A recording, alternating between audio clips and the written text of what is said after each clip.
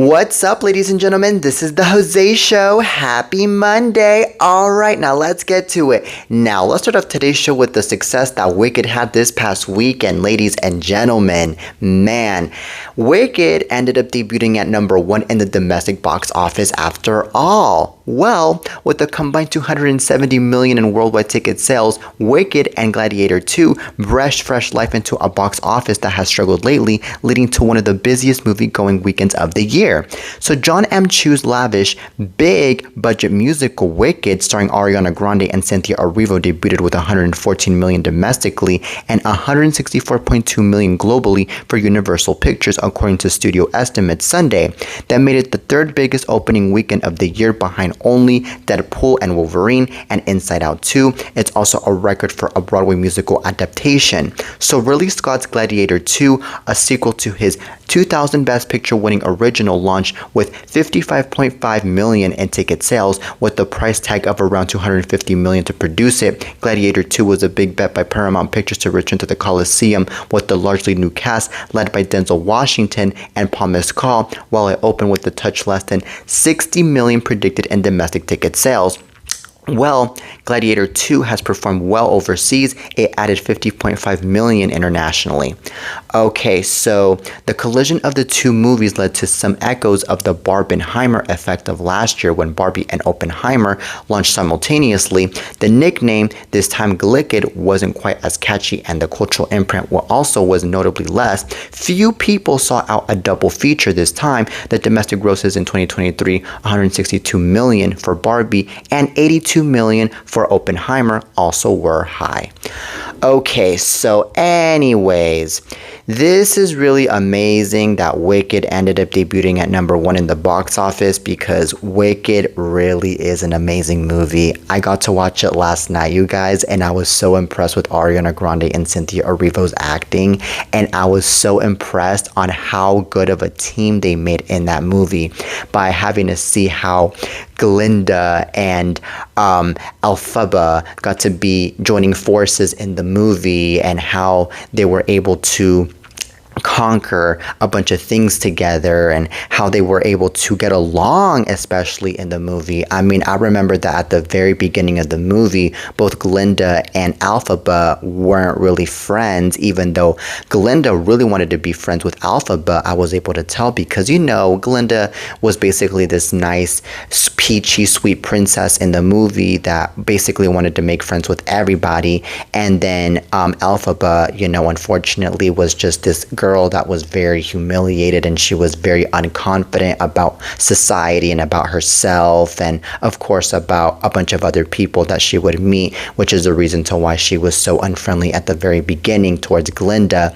But then as the movie kept on evolving, that was when Elphaba decided to become friends with Glinda, and then that was when, of course, Elphaba started to know more about Glinda, which is how they became friends in the first place. And what I also noticed was how humiliated and how embarrassed she was towards society, because of the fact that she was laughed at for being green, and she was laughed at for looking ugly, because she was basically the witch in the movie. And, you know, it was just so heartbreaking for the poor girl, and it was just so sad to even see all of that. And it was just so amazing, though, how Michelle Yeoh was in that movie, you know, creating forces too with both girls, because Michelle Yeoh was basically like the queen of that palace, or of that kingdom that both Cynthia Erivo and Ariana Grande were in. And she basically was all like, okay, well, I'm gonna make you this certain person, Elphaba, because you're gonna be the one that's gonna be basically the one that's going to meet the wizard, and you're going to be the one that's going to join forces with the wizard, and this and that. And then later on, Michelle Yeoh's character, which was called Mrs. Mabel, she ended up being forced to basically have Ariana Grande's character Glinda join forces with not just Elphaba, but also with the wizard, because apparently Elphaba wanted Glinda to be with her in the Wizard Palace. So things got even better from there. But then, unfortunately, what happened was that then things just got very, very sketchy. They got very scary, to the point that then Elphaba was all like, you know what am I doing here? This is getting very weird. This is getting very sketchy. I gotta get out of here. But then, unfortunately, all of these flying monkeys, I believe, they popped up out of nowhere and they were like trying to get Elphaba to stay in and not get out. And apparently, though, I don't know what happened, but out of the middle of nowhere, this flying broom pops up. And then that was when that flying broom ended up being under the possession of Elphaba, that then Elphaba ended up flying out of there with that flying broom. And as she was flying out of that flying broom, she ended up singing, and she ended up proving the world that she is not to be dominated by anybody, and that she is basically the witch of it all, and that she is, powerful, and she is strong, and this and that. And then after that, she flies off to God knows where. And then that's where the movie ends. And at the very end, it says to be continued, because there is a part 2 of Wicked. I was so wondering what was going to happen after that part. I was wondering what was going to happen after that part, because I just was literally thinking, well, if Elphaba ended up flying out of that kingdom in that broom, where could she end up being? Could she end up being, I don't know, seeing somebody else? Could she end up being, I don't know, and it honestly looked like she wasn't going anywhere at the very beginning of seeing that she was flying off, because I just saw nothing but a sky, and I saw like some trees, I believe, and grass, and that was it. So yeah, it was very suspenseful. But I do have to definitely take my hat off for both Ariana and Cynthia Erivo. Like I said, their acting was phenomenal, and I believe that this movie is highly predicted to sweep in the Oscar nominations, which, by the way, they're going to get announced on January, and I think that Ariana is going to get the Best Supporting Actress category. And then, of course, Cynthia Erivo, I'm pretty sure, is going to get the Best Actress too, because I think that their acting is Oscar material. And I did hear that a lot of Oscar critics were praising the movie when they saw it like a few weeks ago, before the movie ended up out in theaters. And let's also be honest, I also love Jonathan Bailey's acting too. His acting was so spot on, playing the prince, or playing like the hot guy in the movie, and then he's like basically flirting with Glinda, because Glinda was basically his main target. Glinda, is the pretty girl of the movie after all. But, unfortunately, Cynthia Erivo's character, Elphaba, got so jealous that she was all like, oh my god, well, why is she with him? Why can't he be with me? Like, my goodness. And then another acting that I saw too was the acting from this one girl who played Nessa, who, by the way, was on the wheelchair in the movie, which, by the way, she made history, I believe, for being the first actress that is actually in a wheelchair in real life to actually play a character that is in a wheelchair in a movie. She's a new actress, I believe. She's been doing a few films here and there, I believe. And she was pretty phenomenal, I have to admit. She was pretty phenomenal, and she was really sweet too in the movie. So there was also that. So anyways, to those of you that haven't watched the movie, I'm sorry for spoiling it to y'all, but it's just that movie was so good, and I'm just, over here so excited to be giving out all of what I saw last night in the movie. So yeah, man, that right there is an iconic movie, and that right there is definitely one of the movies that is definitely for the books. It's definitely for the books, and it's definitely, you know, one of the movies that really is going to highlight Ariana Grande the most as an actress because of the fact that this movie is having a lot of success after all. And also, let's remember that this is definitely Ariana's very first time that she has a major acting role in a movie. And also, I believe that after this movie, she's going to get more opportunities in Hollywood because a lot of people, I'm sure, are very impressed on how she played Glinda in the movie after all. So there's also that. So anyways, congrats to Ariana, to Cynthia, to Jonathan Bailey, to Michelle Yeoh, and to the rest of the cast of Wicked. You guys did amazing in this movie. I love it so much. All right, now on to the next topic. Now let's talk about something pretty interesting. So Cher is reflecting on the less than glamorous way she lost her virginity, revealing she popped her cherry at the tender age of 14 and in the name of revenge, no less. So the music legend opened up about the milestone moment in her new memoir titled Cher the Memoir Part 1, sharing the intimate act came after a neighborhood boy ditched her after they had already shared a smooch. So as Cher put it, she was so hurt by his actions she decided to have revenge sex with him. The singer said she had never wanted to have sex up until this point, adding, "Otherwise, I would have done it one of the 500 other times he asked." Okay, so yeah, as the singer recalled, she was so angry over being rejected, she changed her mind, though she admitted her first time was massively overrated.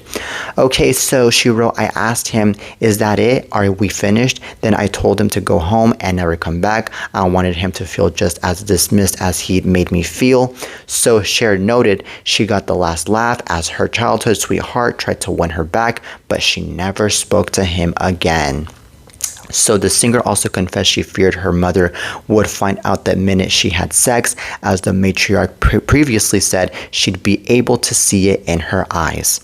Alright, so she added, "I half expected to see the word sex flashing in fluorescent letters across my forehead, but I couldn't spot anything different, and she didn't either." Okay, so Cher went on to have a number of high-profile relationships, including her marriage to Sonny Bono, which lasted from 1964 to 1975. She later wed Greg Allman in 1975, though they split up in 1979. Okay, so anyways, now she is dating Alexander A.E. Edwards, who she's been linked to since November of 2022. So it's clear Cher's come a long way since those early dating days. Okay, so this is what I have to say. This is very awkward that Cher is talking about this because the past is in the past and we can't change it and we can't control it. Okay, and I do understand that Cher just wants to be talking about the whole entire fact that she got rejected by this guy that she lost her virginity to because, you know, at the end of the day, it's something that it's perfectly okay, I guess, to reflect on and to, you know, talk about, especially to the people out there that are listening because, you know, unfortunately, a lot of people have gone through a situation that Cher has gone through where, you know, they end up getting intimate with one guy and then all of a sudden they get rejected because, you know, unfortunately many guys out there are very pig. They're very, very nasty. They just love to sleep with women and then next, and then they sleep with the other woman and then next because they're hoes basically. And I believe that's basically what Cher is trying to talk about here in her memoir. And what's very crazy, by the way, is that Cher ended up losing her virginity at the age of 14. 14, ladies and gentlemen, which basically is an age where she basically is supposed to be finding herself still. She is basically barely developing in her body because she is a teenager or was a teenager. And she basically was, you know, trying to live her own teenage life. And unfortunately, she didn't, because she was basically busy doing something that grown people would do, which is having sex. And what's crazy of it all, though, is that she basically learned a lot from that. And she was like, you know what, screw it. I'm not going to be doing this anymore. I'm going to basically, be more careful, and I'm going to see who will actually value me, who will actually appreciate me, and not just love me for the sex. That's exactly what she's talking about here in this memoir.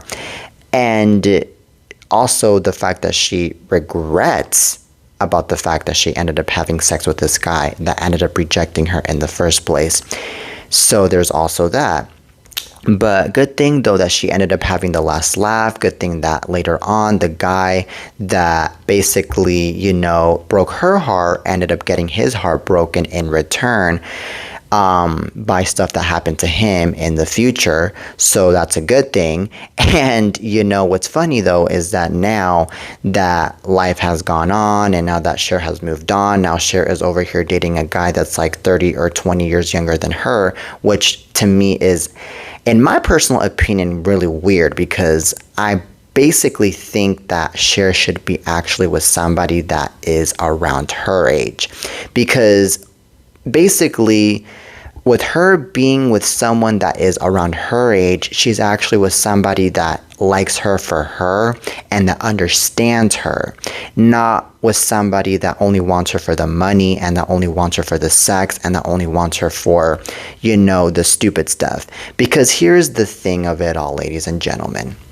Unfortunately, when it comes to a younger guy dating an older woman, unfortunately, a lot of the times, it has to do with money reasons. Unfortunately, it has a lot to do with the fact that, they only want the sex and that's it. And unfortunately, there are a lot of men out there that are like that. And that's sad. That's sad. And, these are the same men that end up alone in life and that end up fully clowned in life, because they basically end up, like, oh my God, well, what do we do next? I'm rejected now. I basically am alone now, and I have basically nothing in my life already. So, what's next? And it's funny at the same time, that they end up like this. It's funny. But, it's just one of those things, where life teaches these sugar babies a lesson. It teaches them a lesson, literally. And they have to be honest. They have to be honest with themselves that, they're not going to be young for the rest of their lives. They're going to be old one day. And, one day karma's going to get to them. And they're going to end up, bumping into a sugar baby too that's going to take advantage of them. And then later on, they're going to get their heart broken. And then later on, they're going to have their wallet emptied up. So, anywho, this is just ridiculous. And Cher, please be careful with this relationship. If I were you, please be careful. Just saying.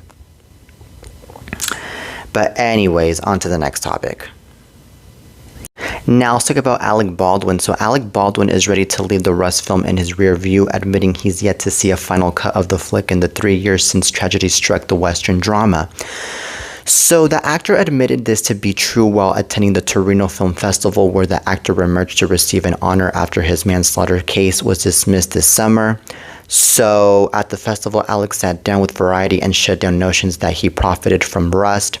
So, as Alec put it, he went against medical advice to return to Montana to finish the movie, saying he did so after speaking with Rust director Joel Souza. Alex said he also waived his fee and other money-making opportunities to get the movie completed, claiming he gave everything to late cinematographer Helena Hutchins' husband. So, in fact, Alec claimed he had yet to see a final version of the movie, but did see a rough cut before everything got a little more sticky. So he added, "I hope the film is released, that it comes out, that it makes its money back for its investors. You never want these people who believed in your project to be left high and dry.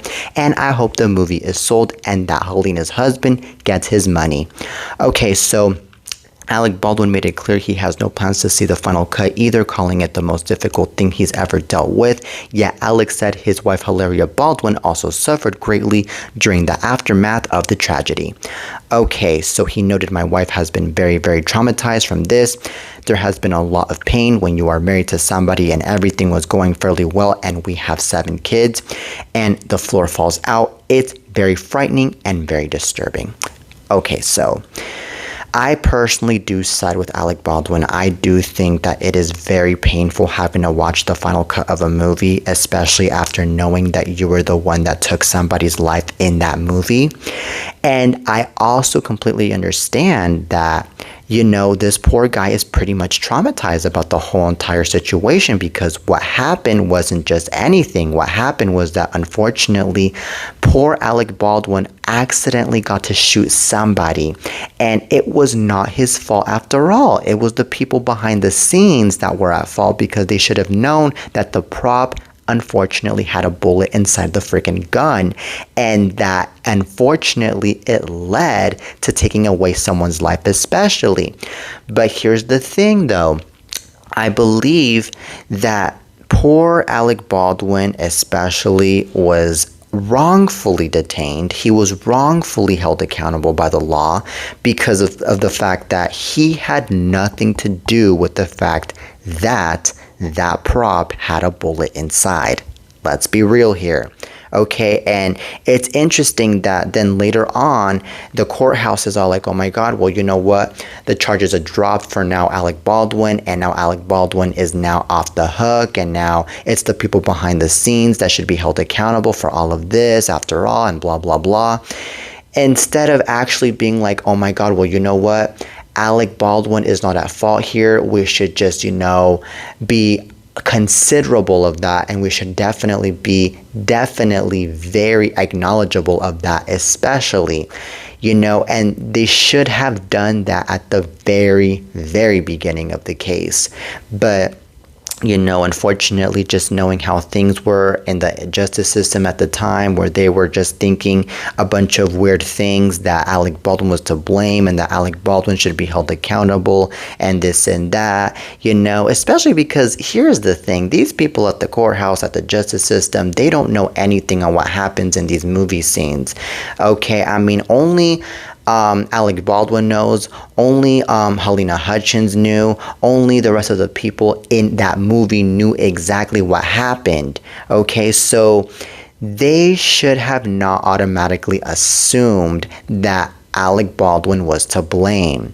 Okay, but anyways, I'm just hoping that when this movie comes out, I hope that this won't bring Alec Baldwin to tears, and that this won't break his heart. And you know what? If I were him, I would definitely avoid any premiere of the movie. I would avoid anything that has to do with the movie on social media.